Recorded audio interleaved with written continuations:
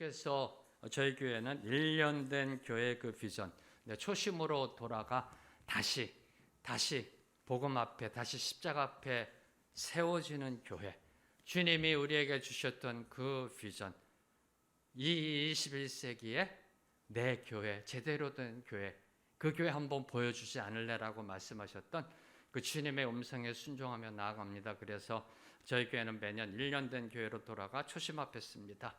존재의 초심, 신앙의 초심, 비전의 초심, 그리고 지난주에 관계의 초심 첫 번째, 이 수직적 관계의 초심, 그리고 오늘은 이제 관계의 초심 두 번째, 이 수평적 관계의 그 초심에 대해서 과연 우리가 어디로 돌아가 무엇을 회복하며 어떻게 살아가야 하는지에 대해서 그 말씀의 은혜를 듣고자 합니다.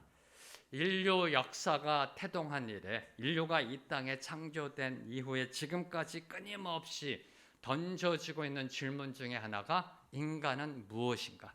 인간은 누구인가? 인간이란 정의를 내리는 겁니다. 그에 대해서 여러 가지 정의들이 있습니다. 호모 사피엔스, 호모 에코노미스트, 그러니까 경제적인 동물, 그리고 도구적인 동물, 그다음에 언어적인 동물. 이 동물이라는 그들의 표현이고요. 성경적인 표현은 아닙니다만은 그렇게 인간이 무엇인가에 대해서 많은 학자들이 그 정의를 해왔습니다. 이에 대해서 2400년 전에 아마도 거의 최초가 아닐까 생각합니다. 인간이 무엇인가에 대해서 정의를 내리는 사람, 인류 역사상 가장 위대한 지성인 중에 한 사람으로 꼽히는 아리스토텔레스는 인간을 사회적 동물, social animal, 지금 이 21세기로 용어로 얘기하면은 사회적 존재, 사회적 존재, 호모 소시올로지쿠스, 사회적 존재라 명칭하였습니다. 이는 100% 맞는 말입니다. 인간은 홀로 이 세상을 살아갈 수 없는 사회적 존재입니다. 그래서 인간이라는 그 단어를 제가 사전으로 찾아보았더니요, 사전의 정의도 인간을 이렇게 하고 있습니다. 인간은 태어날 때부터 타인의 도움과 보호를 필요로 하는 의존적 존재이다. 따라서 인간은 가족, 연인, 동료 등 사회를 구성하여 서로 상호작용하면서 살아간다. 인간은 사회적 존재이기 때문에 다양한 인간과 상호작용을 맺어가면서 살아갈 수밖에 없다. 라고 사전에서 정의하고 있습니다. 우리가 이 세상을 살아가며 그 다양한 인간들, 다양한 사람들과 상호작용하며 맺어가는 그 인간관계는 우리가 이 세상을 살아가는 삶의 터전이자 우리가 존재하는 그 자체임을 우리가 정의를 통해서, 이 사전적 정의를 통해서 알 수가 있습니다. 자, 그러면 우리가 인간이 사회적 존재가 되는 그 본질은 무엇일까요? 사회적 동물이 아니라 사회적 존재가 되는 그 본질은 과연 무엇일까? 상호작용하면서 저희들은 끊임없이 상호작용을 합니다. 상호작용의 그 인간관계의 본질, 그 인간관계를 바르게, 아름답게, 선하게 이끌어가는 그 본질은 과연 무엇인가요? PPT 한번 올려주실래요? 오늘 말씀 선한 사마리아인 비유의 말씀입니다. 이 선한 사마리아인 비유를 그린 그림 중에 유명한 것이 그 고흐가 그린 그림입니다. 아마도 한 번쯤은 보셨을 겁니다.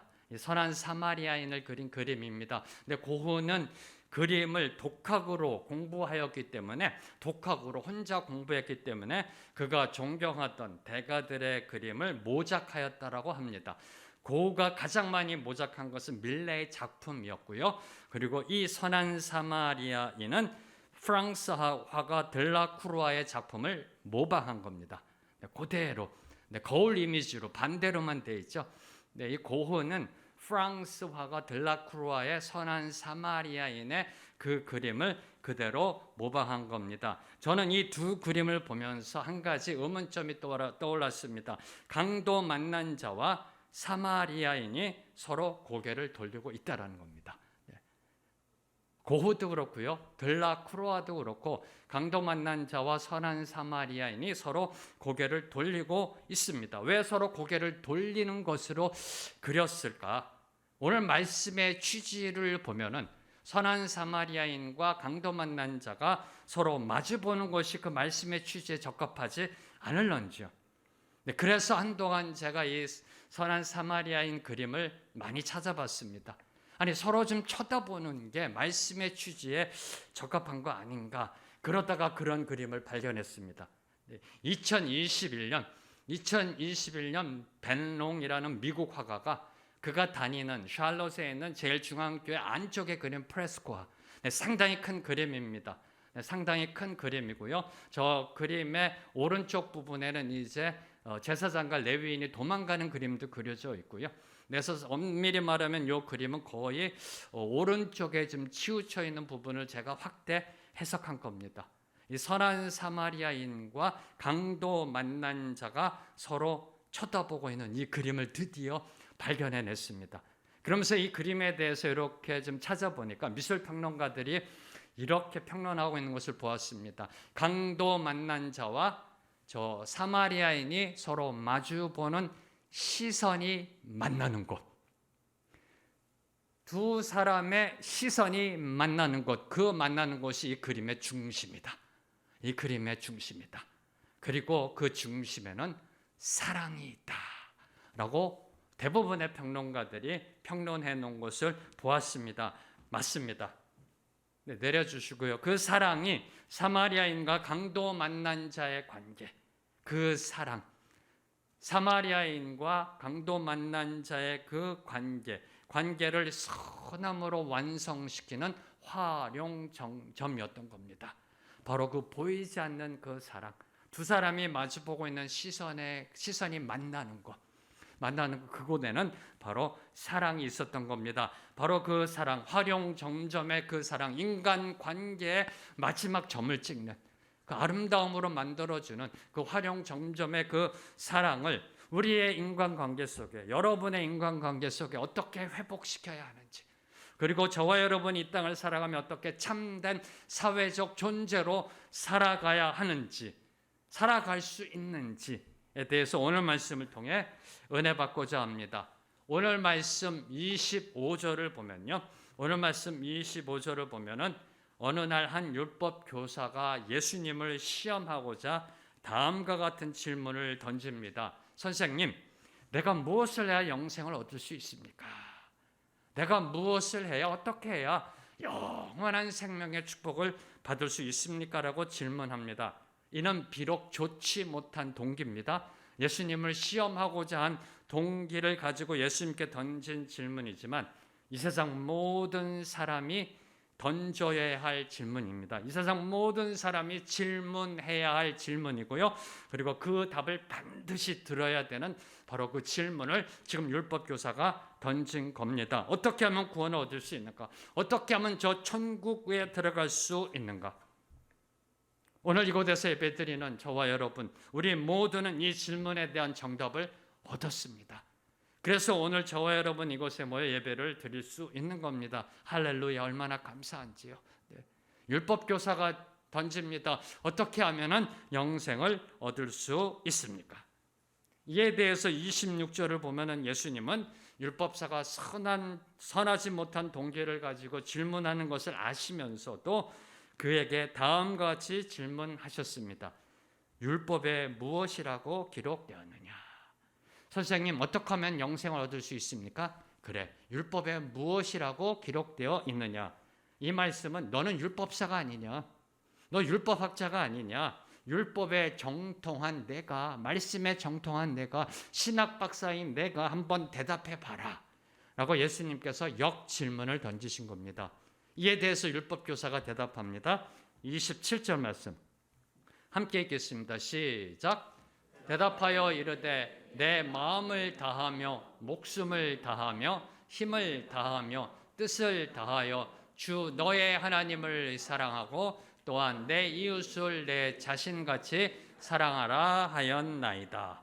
자, 율법에 정통한 학자답게, 신학 박사답게 그 구약의 말씀을 인용하면서 대답하고 있습니다. 첫 번째로 내 마음을 다하며 목숨을 다하며 힘을 다하며 뜻을 다하여 주 너의 하나님을 사랑하고, 이는 신명기 6장 5절의 말씀을 인용한 겁니다.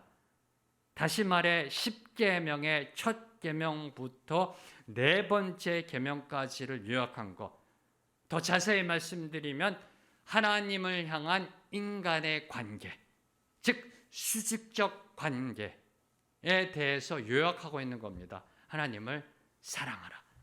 그리고 그 다음으로 내 이웃을 내 자신같이 사랑하라는 레위기 19장 18절의 말씀을 인용한 것으로 10계명의 다섯 번째 계명부터 10계명의 요약입니다. 인간이 인간을 향한 관계, 즉 수평적 관계, 이웃 사랑으로 답을 하고 있는 겁니다. 이 율법사의 대답은 100점짜리 대답입니다. 그렇죠. 100점짜리의 대답입니다. 먼저 하나님과의 수직적인 관계가 바로 세워져야 하는 겁니다. 하나님을 사랑해야 하는 겁니다. 그래서 저희들이 지난주에 관계의 초심 첫 번째가 수직적인 관계의 초심이 무엇인지를 저희가 은혜 받은 겁니다. 먼저 하나님과의 관계가 수직적인 관계가 바로 세워져야 그 다음에 수평적인 관계, 이웃과의 관계가 바로 세워져 있음을 보여주는 겁니다. 이게 바로 십자가적 관계. 수직적 관계가 바로 세워져야 하나님을 사랑하고 이웃을 사랑하는 수평적 관계가 세워지는 바로 이 관계, 그 관계가 바로 세워지는 초심은 바로 사랑이다. 그 십자가적 관계가 세워질 수 있는 것은 바로 사랑이다. 하나님 사랑, 이웃 사랑, 옳은 대답입니다. 그래서 예수님도 28절로 보면은 내 대답이 옳도다. You're right. 내 대답이 옳도다라고 말씀하셨습니다. 그런데 지금 누가복음이 10장입니다. 그런데 누가복음 11장 다음 장 11장을 보면 예수님은 율법 교사들을 향해 호되게 질책하십니다. 누가복음 11장 46절 말씀 함께 읽습니다. 시작. 이르시되 화 있을진저 또 너희 율법 교사여 지기 어려운 짐을 사람에게 지우고 너희는 한 손가락도 이 짐에 대지 않는도다. 내 이웃을 내 몸처럼 사랑하라. 레위기 19장 18절의 말씀을 암기하며 인용한 율법 교사, 하나님의 말씀을 그 누구보다도 잘 알고 있는 율법 교사, 몰랐으면 모르겠는데 잘 알고 있는 율법 교사, 그리고 그 말씀을 백성들에게 지키라고 가르치고 있는 율법 교사, 이 말씀대로 살아가라, 이 말씀 율법을 지키라라고 백성들을 가르치면서 율법사 자신들은 정작 다른 사람에게 짐을 잔뜩 지워주고는 자기는 손 하나 까딱 안 하고 있었던 겁니다. 그래서 예수님께서 화 있을진저 호되게 질책하셨던 겁니다. 말로는 100점인데요 삶은 빵점짜리. 말은 100점인데 삶은 빵점짜리 가식 위선의 표리부동, 입만 살아있는 종교인, 바로 그 모습을 보여주는 것이 바로 이 율법 교사의 모습입니다. 그래서 28절을 보면 예수님은 내 대답이 옳도다, You're right 하고서 한 말씀을 더하십니다. 내 대답이 옳다, 너 100점, 오케이, A+. 그런데 이를 행하라. 그래야 네가 산다. 그래야 영생을 얻는다. 이를 행하라. 그러면 살리라라는 말씀을 더하셨던 겁니다. 이때 율법 교사가 깨달아야 했다는 겁니다. 만약 이 율법 교사가요 조금이라도 양심 있는 사람이라면, 양심의 가책을 느끼는 사람이라면 이 정도에서 고개 숙였어야 됩니다. 선생님 알겠습니다 하고 고개 숙이고 돌아갔어야 마땅합니다. 그런데 그는 도리어 자기의 의를 내세우고자 악한 근성을 드러내기 시작합니다. 29절 말씀 함께 읽겠습니다. 시작. 그 사람이 자기를 옳게 보이려고 예수께 여짜오되 그러면 내 이웃이 누구니까?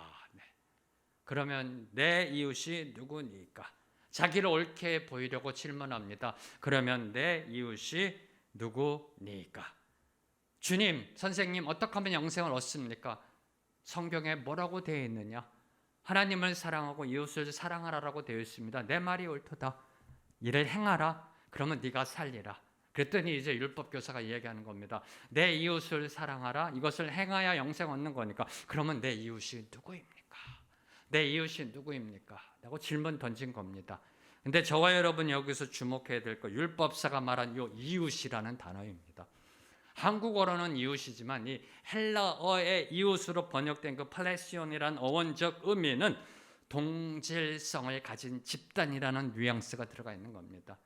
예수님에게 질문합니다. 아, 그래요? 맞습니다, 주님. 그러면 내 이웃이 누굽니까? 내가 사랑해야 될 그 이웃이 누구일런지요? 라고 자기를 옳게 보이려고 이렇게 질문했다라고 오늘 말씀 기록하고 있습니다. 이웃, 동질성을 가진 집단. 따라서 당시 유대인들은 이 이웃이란 단어를 동족 또는 같은 유대교인, 같은 동질성의 집단이라는 뉘앙스를 갖고 있기 때문에 혈통적으로 같은 동족, 종교적으로 같은 유대교인을 지칭하는 단어로 사용하였던 겁니다.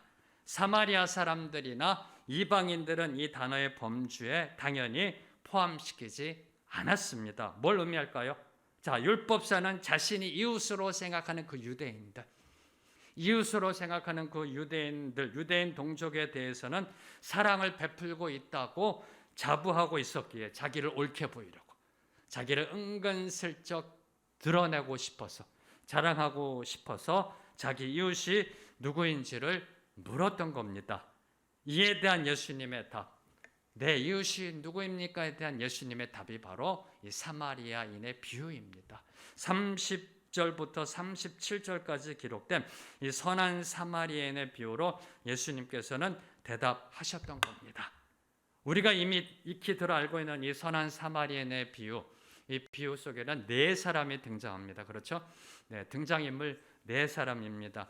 참고로 올 연말 우리 순별 문화발표할 때 이 선한 사마리아인 비유로 연극하실 분들은 네 사람만 필요합니다. 그렇죠? 네. 순별로 참고해 주시기를 부탁드립니다. 네 사람이 등장하는데 우선 먼저 30절을 보면요.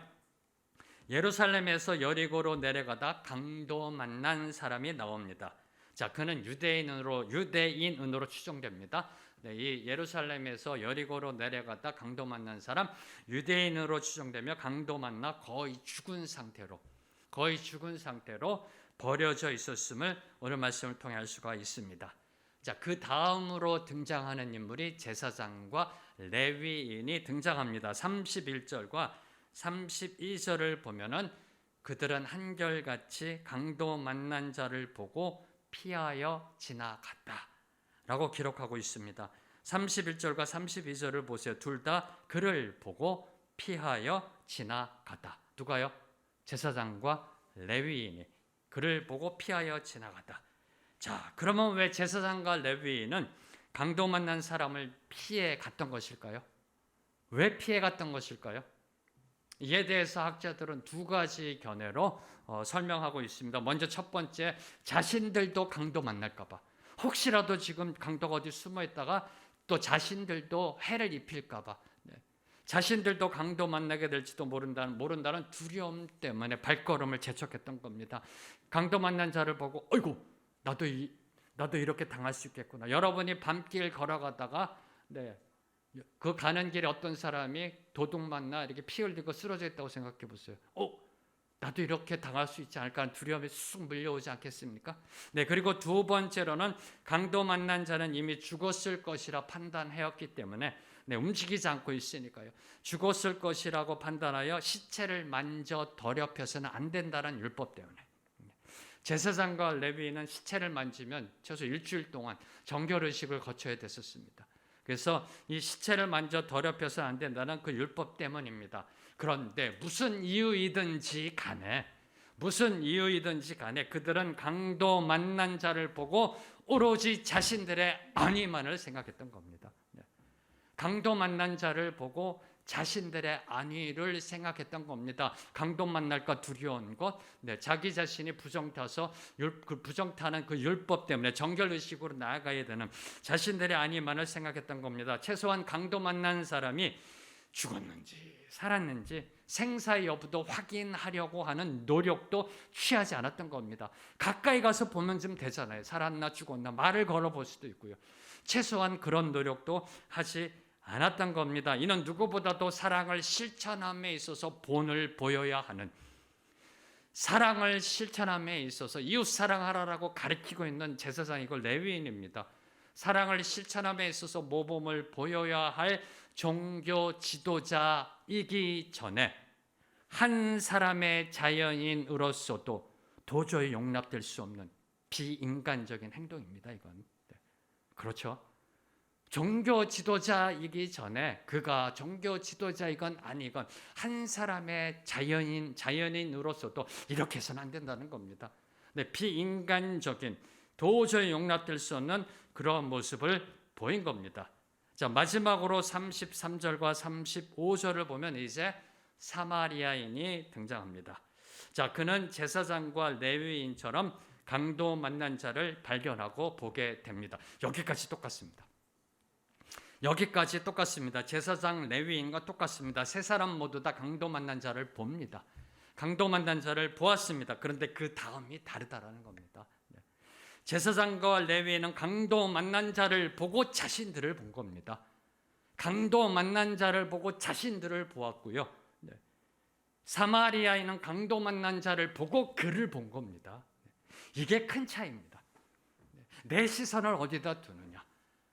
우리가 살아가면서 어떤 걸 봅니다. 그때 내가 나를 보느냐, 내 계산기를 두드리느냐, 아니면은 그를 바라보느냐. 이게 차이입니다. 요 종이 한 장 차이가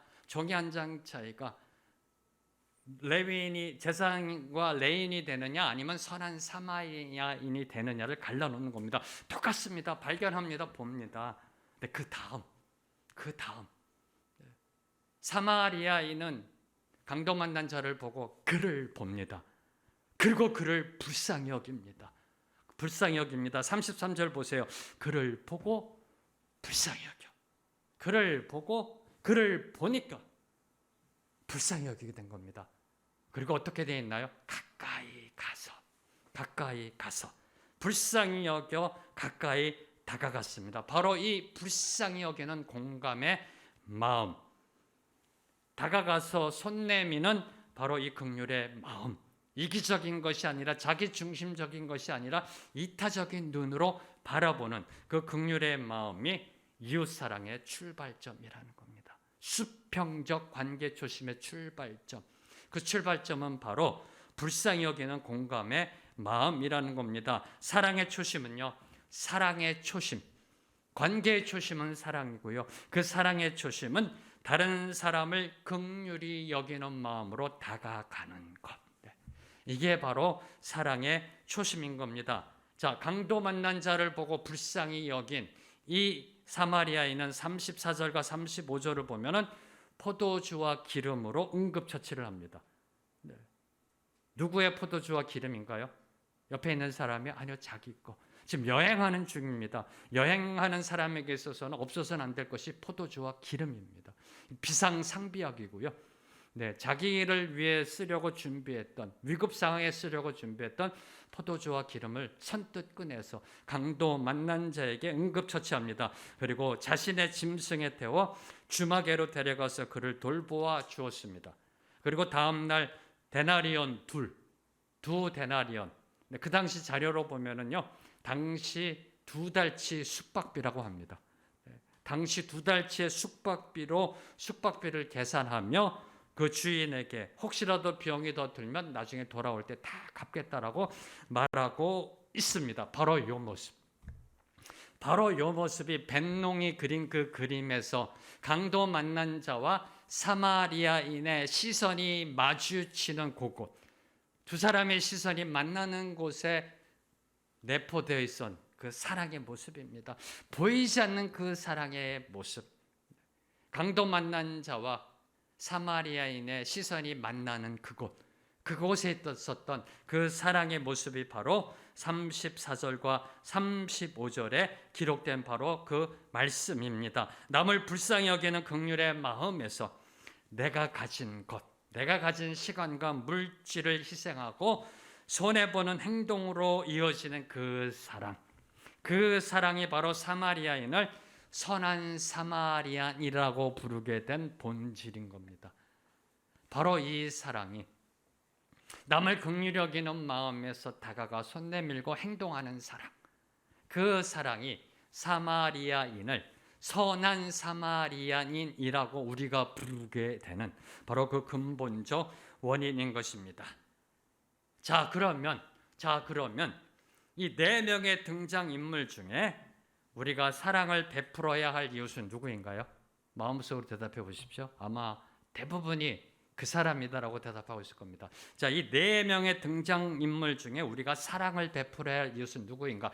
다시 돌아가서 율법교사가 질문을 던집니다. 내 이웃이 누구입니까?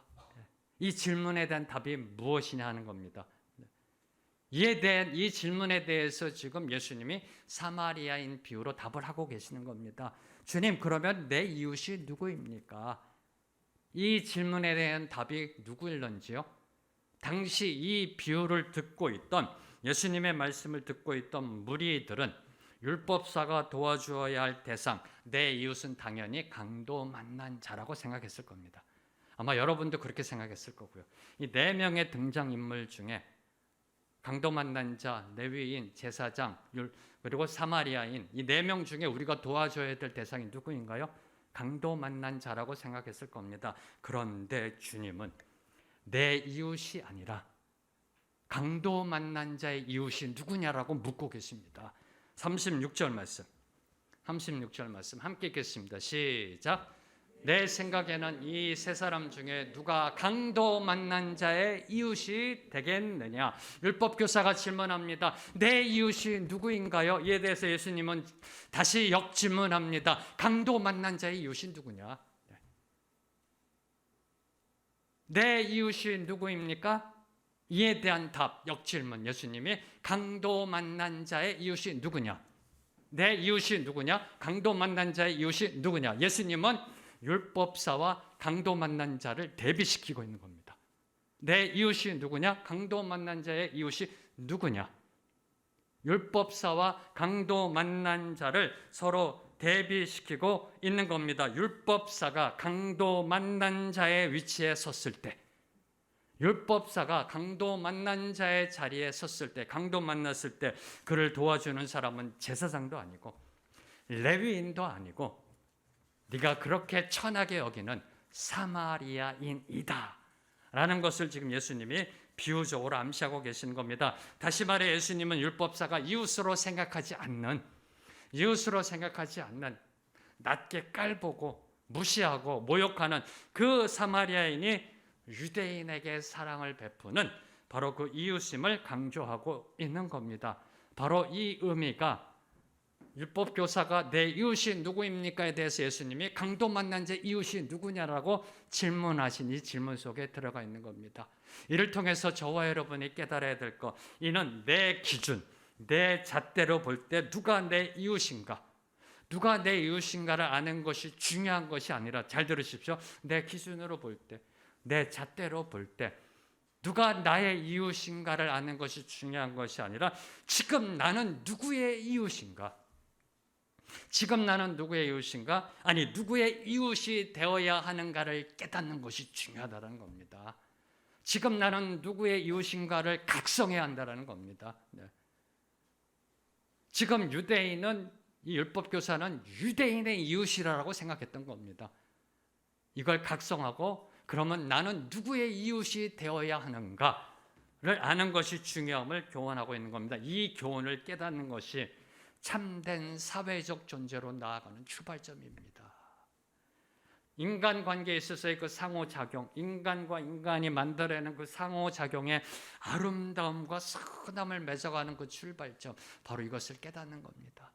내 기준으로, 내 판단으로 할 때 내 이웃은, 내가 사랑해야 될 이웃은 이 사람이야. 저 김 집사는 정말 미워. 아니야, 전 사랑의 대상이 아니야. 정말 어떻게 그렇게 맨날 나를 뒤에서 이렇게 욕하고 비방할 수가 있어? 교회 와서 맨날 문제만 일으키고. 이게 아니라는 겁니다. 내 기준으로, 내 생각으로, 내 판단할 때 내 이웃이 누구인가가 아니라 지금 나는 누구의 이웃인가, 이걸 각성해야 한다는 겁니다. 그리고 나는 누구의 이웃이 되어져야 하는가, 바로 이것이 인간관계 속의 그 상호작용의 아름다움을 맺어가는, 즉 저와 여러분이 참된 사회적 존재가 되는 그 출발점이 된다라는 겁니다. 자, 그러면 누군가의 진정한 이웃이 되는 삶의 모습, 누군가의 진정한 이웃이 되는 삶의 모습, 참된 사회적 존재의 그 모습은 어떤 모습일까요? 다시 말하면 긍휼의 마음을 가지고 사랑을 베푸는 그 삶의 모습은 과연 어떤 모습일까요? 네, 이에 대해서 오늘 말씀을 다시 보면 예수님과 율법 교사 사이에 그 대화가 크게 두 가지의 논쟁으로 나뉘어져 있음을 볼 수가 있습니다. PPT 한번 올려주실래요? 네. PPT가 있는 것이 바로 주보 간지에 제가 일부러 집어넣은 겁니다. 네. 이것을 하나하나 설명하면 시간이 좀 오래 걸릴 것 같아서 제가 일부러 여러분의 간지 속에 이렇게 요약해서 놓았습니다. 이 25절부터 37절까지는 예수님과 율법교사의 대화가 두 가지의 논쟁으로 이루어져 있습니다. 그 흐름을 보면 이렇게 됩니다. 율법사가 질문합니다. 예수님이 역질문합니다. 그리고 율법사가 대답합니다. 그리고 예수님의 명령이 있습니다. 두 번째 논쟁도 마찬가지입니다. 율법사가 질문합니다. 예수님이 역질문합니다. 율법사가 대답합니다. 예수님이 명령합니다. 네. 바로 이 문맥의 흐름을 갖고서 우리가 어떻게 해야 진정한 누군가의 이웃의 삶으로 살아갈 수 있는지를 저희가 살펴보고 오늘 말씀을 맺도록 하겠습니다. 내려주시고요. 자, 먼저 27절을 보면은 율법사가 영생은 하나님 사랑, 이웃 사랑이라고 정답을 말하자 예수님은 내 말이 옳도다 하시면서 뭐라고 그러셨나요? 이를 행하라. 그러면 살리라라고 말씀하셨습니다. 그리고 두 번째 논쟁에서도 누가 강도 만난 자의 이웃인가라는 질문에 율법사가 뭐라고 대답하나요? 자비를 베푼 자입니다. 그랬더니 예수님이 뭐라고 하시나요? 가서 너도 이와 같이 하라 라고 말씀하셨습니다. 이를 행하라, 이와 같이 하라. 이는 이웃사랑은 율법의 교리가 아니라는 겁니다. 이는 이웃사랑은 십계명의 하나의 계명이 아니라는 겁니다. 이웃사랑은 삶의 행동이라는 겁니다. 삶의 실천이라는 겁니다. 저와 여러분이 잘 알고 있는 3H의 신앙의 모습, 말씀이 머리로 들어오고 머리로 들어온 깨달음, 그 말씀이 어느 날 갑자기 내 가슴을 치고 head, heart, 마음으로 들어와서요 너무나 뜨겁게 은혜 받아요. 여기에 멈추지 말고 어떡하라고? hand로까지 나가야 된다는 겁니다. hand, head, heart, hand, 세 가지의 H 신앙. 바로 이러한 신앙. 이를 행하라, 너도 가서 이와 같이 하라 라고 이야기하신 겁니다. 자, 만일 형제가 헐벗었어요. 야고보서 사도께서 말씀하신 겁니다. 헐벗었습니다. 그리고 일용할 양식이 없습니다. 어떻게 해주시겠습니까? 왜 옷 벗고 있어? 옷 입어. 굶었어? 밥 좀 먹어. 좀 평안히 살아 라고 말하는 것이 사회적 존재가 아니라는 겁니다. 라고 말하는 것이 아름다운 상호작용이 아니라는 겁니다. 인간관계를 아름답게 바로 세우는 것은 정답이 아닙니다. 옷 벗었어? 옷 입어. 그 정답이 아니라는 겁니다. 굶었어? 밥 먹어. 이 옳은 말이 아니라는 겁니다.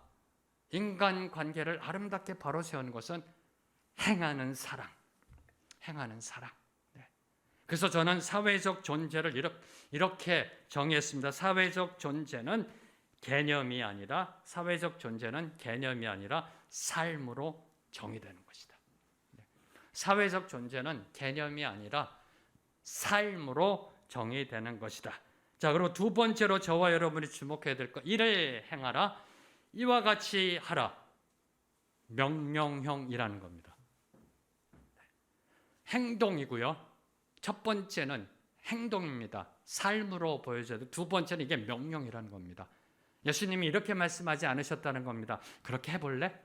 그렇게 하는 게 좋겠지? 그래야 믿는 자 같잖아.가 아니라는 겁니다. 권면이 아니고 촉구가 아니고요. 명령으로 지시했다는 겁니다. 율법 교사에게, 하나님의 말씀에 정통한 율법 교사에게, 누구보다도 하나님의 말씀을 잘 알고 있는 저와 여러분에게 명령하신 겁니다. 40년 신앙, 하나님의 말씀을 1년에 2번씩 통독하고요. 새벽기도 나오고요.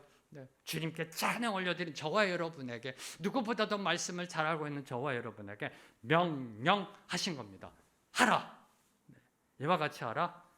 이를 행하라 라고 말씀하고 계신 겁니다. 이웃 사랑은 수평적 관계를 이루는 그 이웃 사랑은 신앙적 권면이나 도덕적 의무가 아니라는 겁니다. 명령입니다. 그것도 주님의 준엄한 명령입니다. 주님의 준엄한 명령입니다. 예수님께서 십자가 지시기 전 마지막 유언적 명령도 내가 너에게 새 계명을 주노니 너희가 서로 사랑해 줄래가 아니라 서로 사랑하라. 명령이었다는 겁니다. 명령에는요 타협이 없습니다. 명령에는 절충이 없습니다. 명령 앞에는 오직 뭐만 있어요? 절대 복종. 명령 앞에는 절대 복종이 있는 겁니다. 그래서 요한일서 3장 16절을 보면은 요한일서 3장 16절 말씀이요. 함께 읽겠습니다. 시작. 그가 우리를 위하여 목숨을 버리셨으니 우리가 이로써 사랑을 알고 우리도 형제들을 위하여 목숨을 버리는 것이 마땅하니라. 마땅하니라. 마땅하니라. 이웃을 사랑한다는 것은 세상의 미덕이 아닙니다. 이웃을 사랑한다는 거 내 목숨 바쳐 모든 걸 포기하고 희생하고 오늘 말씀 속에 선한 사마리아인이 강도 만난 자를 도와준 그 사랑은 미덕이 아니라는 겁니다. 칭송받을 덕목이 아니라는 겁니다. 당연한 것, 마땅한 의무라는 겁니다. 당연하고 마땅한 거. 왜요? 신이신 예수님, 하나님이신 그 하나님의 아들이신 예수님이 저와 여러분을 위해 우리를 위해 먼저 목숨 바쳐 사랑해 주셨으니까. 인간이 인간을 향해 살신성인의 그 은혜를 베풀어도 대단한데요. 하나님이신 그분이 신이신 그분이 저와 여러분을 살리기 위해서 먼저 저와 여러분을 위해 우리를 사랑하셔서 목숨 버리셨습니다. 그 갚을 길 없는 사랑, 그 거저받은 사랑 당연히 그냥 나눠주라는 겁니다. 그래서 명령하신 겁니다. 우리가 할 수 없는 것을 억지로 명령해서 이끌고 가시는 게 아니라 당연한 것, 당연한 거기 때문에 명령으로 선포하셨던 겁니다. 마지막 세 번째로 저와 여러분이 받아야 될 교훈은 이제 율법사가 던진 첫 번째 질문이 뭐였나요? 선생님, 어떻게 하면 영생을 얻을 수 있습니까? 어떻게 하면 구원받을 수 있습니까?에 대한 답이 뭔가요? 최종적인 답, 자비를 베푼 자입니다. 너도 이와 같이 하라. 이웃 사랑으로 답을 하신 겁니다. 어떻게 하면 영생을 얻을 수 있습니까? 이웃 사랑으로 보여줘라라고 말씀하고 계시는 겁니다. 자, 이는 이웃 사랑하는 것이 구원의 전제 조건이라는 말씀이 아닙니다. 구원은 오직 믿음으로. 구원의 전제 조건은 오직 믿음입니다. 그래서 이 부분은 시간상 제가 설명하기가 좀 더 시간이 있어서 이따 오후에 두드림 예배 때 제가 조금 추가적으로 설명해 드리겠습니다. 예수님의 그 구원론에 대해서 할 때 제가 조금 더 설명드리고요. 자, 그러면 예수님은 무엇을 말씀하고자 하신 건가요? 어떻게 하면은 영생을 얻을 수 있습니까? 그 결론 마지막 답, 이웃을 사랑하라. 너도 가서 이와 같이 하라. 이웃을 사랑하라 라고 말씀하신 겁니다. 뭘 말씀하고 계신 걸까요? 자, 요한 1서 4장 20절 말씀 함께 읽겠습니다. 시작. 누구든지 하나님을 사랑하노라 하고 그 형제를 미워하면 이는 거짓말하는 자니 보는 바 그 형제를 사랑하지 아니하는 자는 보지 못하는 바 하나님을 사랑할 수 없느니라. 하나님을 사랑하는 자는 형제를 사랑하게 되어 있다. 하나님을 사랑하는 자는 여기서 구원받은 자입니다. 그 의미 자체가 구원받은 자입니다. 그 구원받은 자, 하나님을 사랑하는 자는 반드시 형제 이웃을 사랑하게 되어 있음을 강조한 겁니다. 다시 말해 하나님을 사랑하느냐 사랑하지 않느냐, 구원받았느냐 구원받지 못했느냐가 드러나는 것은 형제를 사랑하느냐 사랑하지 않느냐로 판가름 나게 되어 있다는 겁니다. 하나님을 사랑하시는지요? 그럼 형제와 이웃을 사랑하게 되어 있다는 겁니다. 다시 말해 구원받으셨는지요? 이웃을 사랑하게 되어 있다는 겁니다. 어떤 마음으로요? 공감의 마음으로, 그를 보고 그를 향해 다가가 긍휼의 마음으로 손을 내밀고 그에게 내 시간과 물질을 희생하며 손해보며 행동으로 나아가는 그 사랑으로 나아가게 되어 있다는 겁니다. 이웃 사랑이 저와 여러분이 구원받았음을 보여주는 영적 증표라는 겁니다. 어떻게 구원받았는지 아세요? 사랑으로. 하나님을 사랑하고요. 그리고 하나님을 사랑하는 것이 뭘로 나타나게 되어 있어요? 이웃을 사랑하는 것으로 나타나게 되어 있음을 성경은 오늘 저와 여러분에게 선포하고 있습니다. 사랑하는 성도 여러분, 우리가 이 세상을 살아가며 맺어지는 모든 관계의 초심은 사랑입니다. 관계의 초심은 사랑입니다. 그 사랑의 출발점은 그를 보고 그를 보는 겁니다. 그를 보고 내 계산기 두드리는 게 아니라 그 사랑의 출발점은 그를 보고 자비와 긍휼의 마음으로 다가가는 것. 바로 이것이 그 관계의 초심이 되는 겁니다. 긍휼의 사랑으로 형제와 이웃을 품고 돌보며 섬기는 것. 그것은 구원받은 저와 여러분 우리 모두가 마땅히 당연히 행해야 하는 주님의 명령입니다. 그리고 우리가 사회적 존재임을 보여주는 증거가 되는 겁니다. 무엇이요? 긍휼의 마음으로 사랑의 손길을 내미는 것. 그런데 한 가지 기억하셔야 될 것. 우리가 이 수평적 관계의 사랑을 할 수 있는 것은, 우리가 서로 사랑할 수 있는 것은, 사마리아인이 강도 만난 자를 향해 사랑의 손길을 내밀 수 있었던 것은 하나님이 먼저 우리를 사랑해 주셨기 때문에, 하나님이 먼저 우리를 사랑해 주셨기 때문에 수평적 관계가 바로 서기 위해선 수직적 관계가 먼저 바로 세워져 있어야 하는 겁니다. 그래서 사랑도 하나님 사랑이 먼저고 이웃 사랑, 수직적 관계가 바로 세워져 있어야 저와 여러분은 형제와 이웃을 향해 사랑의 손을 내밀 수 있는 겁니다. 다시 말해 하나님의 사랑으로 충만해야, 하나님이 나를 얼마나 보배롭고 존귀하게 여기는지, 나를 위해 십자가에서 죽으시고 내가 얼마나 그의 귀한 자녀인지, 하나님의 사랑이 얼마나 넘쳐나는지 주님 감사합니다라는 고백이 넘쳐날 때 그때 옆에 있는 이웃을 사랑할 수 있다는 겁니다. 하나님의 사랑의 충만함이 없으면 이웃을 사랑할 수가 없습니다. 그래서 오늘 이 시간에 먼저 우리를 사랑해 주신 그 주님 앞으로 나아가 찬양하기를 소망합니다. 우리를 사랑해 주셔서요, 십자가 지신 그 주님 앞으로 나아가 찬양하기를 소망합니다. 이제 우리가 너 예수께 조용히 나가 함께 찬양하실 텐데요, 제가 이 찬양을 선택한 것은 2절에 보면은 내 이웃을 늘 사랑하여 너 받은 것 거저주라, 바로 이 구절 때문에 이 찬양을 선택했습니다. 선곡했습니다. 오늘 말씀을 묵상하면서 함께 찬양하며 나아갑니다.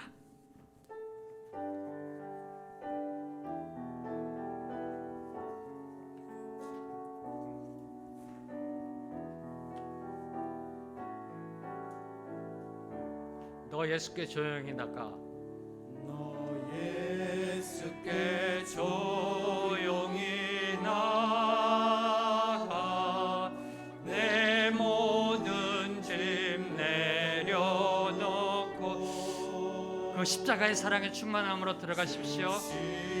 하나님과의 수직적 사랑의 충만함으로 들어가야 이웃을 사랑할 수 있습니다.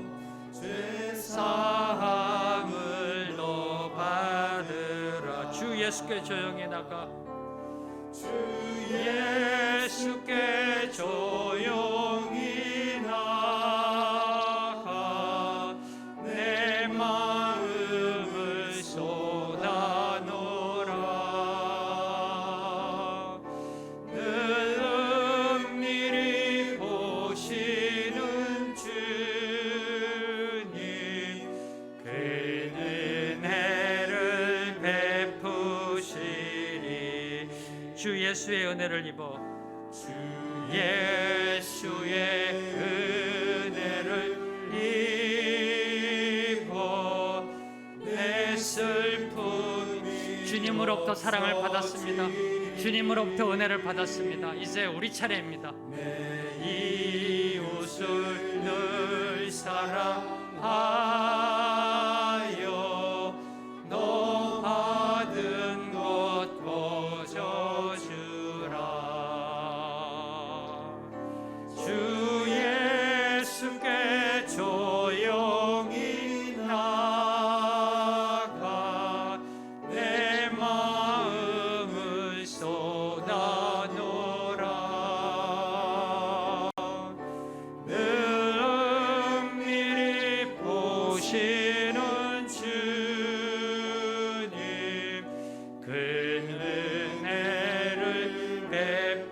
2절 다시 한번 찬양합니다. 주 예수의 은혜를 입어.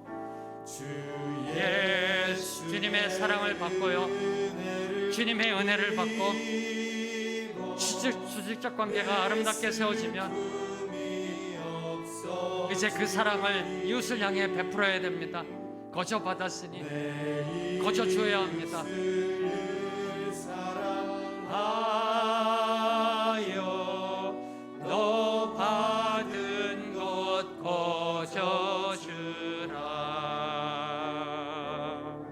주 예수께 조용히 나가 내 마음을 쏟아놓으라. 늘은 미리 보시는 주님 그 은혜를 베푸시. 다시 복음 앞에, 다시 복음 앞에 내 영혼 선해 주님 만난 그때 나 다시 돌아가 주님께 예배 드리며 다시 십자가의 길 걸으리. 다시 복음 앞에 내 영혼 선해. 다시 복음 앞에 내 영혼 선해 주님 만난 그때, 주님 만난 그때 나 다시 돌아가, 나 다시 돌아가 주님께 예배 드리며 다시 십자가의 길 걸으리. 한 번 더 고백합니다. 다시 복음 앞에 내 영혼 선해. 다시 복음 앞에 내 영혼 선해 주님 만난 그때, 주님 만난 그때 나 다시 돌아가, 나 다시 돌아가 주님께 예배 드리며 다시 십자가의 길 걸으리. 주님 1년 된 교회 비전 주셔서 초심으로 돌아갑니다. 다시 복음 앞으로 돌아갑니다. 주님 특별히 우리에게 허락하신 수직적 수평적 관계의 그 초심, 사랑을 사모하며 사랑으로 돌아갑니다. 우리가 회복해야 할 그 사랑으로 돌아갑니다. 주님이 십자가에서 베풀어 주신 그 사랑의 충만함으로 돌아가게 하옵소서. 차고 넘치는 사랑, 십자가에서 확증된 그 하나님 아버지의 사랑, 그 사랑으로 다시 우리의 머리부터 발까지 충만히 적셔 주시어서 내가 얼마나 존귀한 자녀인지, 얼마나 보배로운 자녀인지 깨닫게 하여 주시옵시고, 그 사랑의 충만한 마음으로 거저 받은 거 거저 주는 그 당연한 의무를 다하는 우리 모두가 되게 하여 주시옵소서. 주님의 수직적 사랑으로 우리의 수평적 사랑을 이루어가는 그 십자가적 사랑을 선포하는 우리의 삶이 되게 하여 주시옵소서. 예수님의 이름으로 기도합니다.